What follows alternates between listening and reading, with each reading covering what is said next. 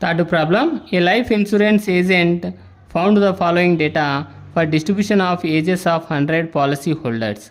Calculate the median age if policies are given only to persons having age 18 years onwards but less than 60 years. So age in years, number of policy holders. So question represents the life insurance agent found the following data for distribution of ages of 100 policy holders. 100 policy holders study చేశాడు ages. So ఇక్కడ 100 policy holders total number ఎంత అయినా అంటే 100 మన క్వశ్చన్లో represent చేసి. Calculate the median age, వీళ్ళ యొక్క మీడియన్ ఏజ్ను కనుక్కోమంటున్నాడు. ఈ policies are given only to persons having age 18 years onwards. అంటే ఇక్కడ పాలసీ చేయాలి అనుకుంటే వాళ్ళ యొక్క ఏజ్ 18 ఇయర్స్ అబోవ్ ఉండాలి, 60 ఇయర్స్కు బిలో ఉండాలన్నమాట. సో ఇది పాలసీ హోల్డర్స్ గురించి ఇచ్చినటువంటిది. ఏజ్ బిలో 20, జనరల్గా అయితే క్లాస్ ఇంటర్వెల్స్ ఇస్తూ వచ్చాడు, కానీ ఇక్కడ మ్యాటర్లో ఇచ్చాడు చూడండి. Below 20, below 25, below 30, below 35, below 40, below 45, below 50, below 55, below 60 ఇవి ఇచ్చినటువంటివి. Number of policy holders 2, 6, 24, 45, 78, 89, 92, 98, 100. మన క్వశ్చన్లో ఇచ్చింది 100, ఇక్కడ వచ్చినటువంటిది 100. ఇక్కడ చూడండి, చూసే వాల్యూ ఇక్కడ ఏమైందంటే పోయే కొద్ది వాల్యూ ఇంక్రీజ్ అయితే పోయింది, కానీ ఎక్కడే కానీ తగ్గలేదన్నమాట. అంటే ఇండైరెక్ట్గా మనకి ఇచ్చినటువంటి ఈ టేబుల్ యొక్క బాక్స్ క్యుములేటివ్ ఫ్రీక్వెన్సీని ఇచ్చాడు. అప్పుడు మనం ఇండైరెక్ట్గా ఫ్రీక్వెన్సీని కనుక్కోవాల్సి ఉంటుంది. ఓకేనా? సో మీడియన్ టేబుల్లోకి వెళ్ళిపోదాము. ఏజ్ ఇన్ ఇయర్స్, ఫ్రీక్వెన్సీ మనం కనుక్కోవాల్సినటువంటి వాల్యూ, క్యుములేటివ్ ఫ్రీక్వెన్సీ అతనే ఇచ్చాడు క్వశ్చన్లో. నా టోటల్ పాలసీ హోల్డర్స్ వచ్చేసి 100 అనమాట. సో బిలో 20 అన్నాడు, బిలో 20, బిలో 25. అంటే ఇక్కడ డిఫరెన్స్ ఎంత ఉంది అంటే ఒక్కొక్క దానికి 5 ఉంది అనమాట. అంటే ఇండైరెక్ట్గా బిలో 20 అంటే ఏమిటా 15 to 20 ఉంటుంది అని, అంతే కదా. 15 to 20, 20 to 25, 25 to 30, 30 to 35, 35 to 40, 40 to 45, 45 to 50, 50 to 55, 55 to 60 ఇచ్చినటువంటి క్లాస్ ఇంటర్వల్ మనం చేంజ్ చేసుకున్నాం అనమాట.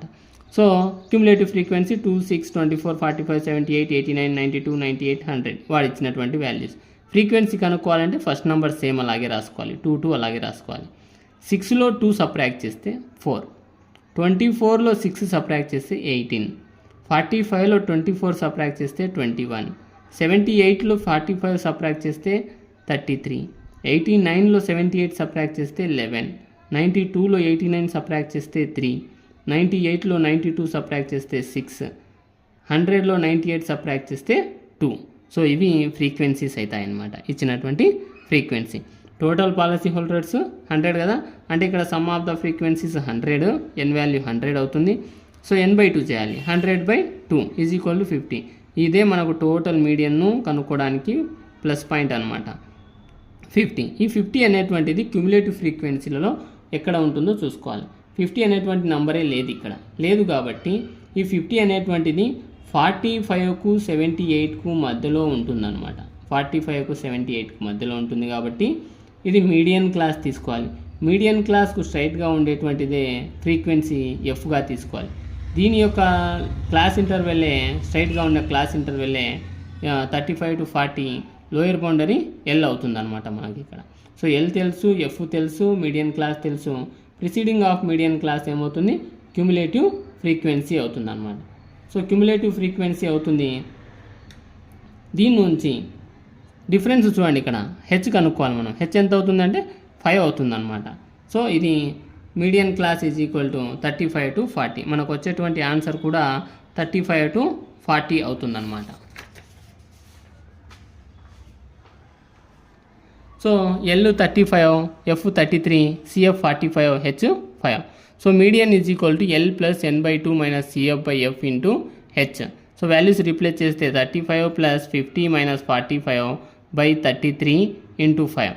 సో 35 ప్లస్ 50లో 45 సబ్ట్రాక్ట్ చేస్తే 5, 5 ఇంటూ 5 25/33, 35 ప్లస్ 25/33. సో 35 ప్లస్ 33తో 25ను డివిజన్ చేస్తే 0.7575 అప్రాక్సిమేట్ వాల్యూ వస్తుందన్నమాట.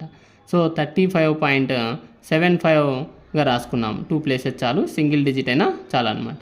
The median age is equal to 35.75 అనేటువంటిది సొల్యూషన్ అవుతుందన్నమాట.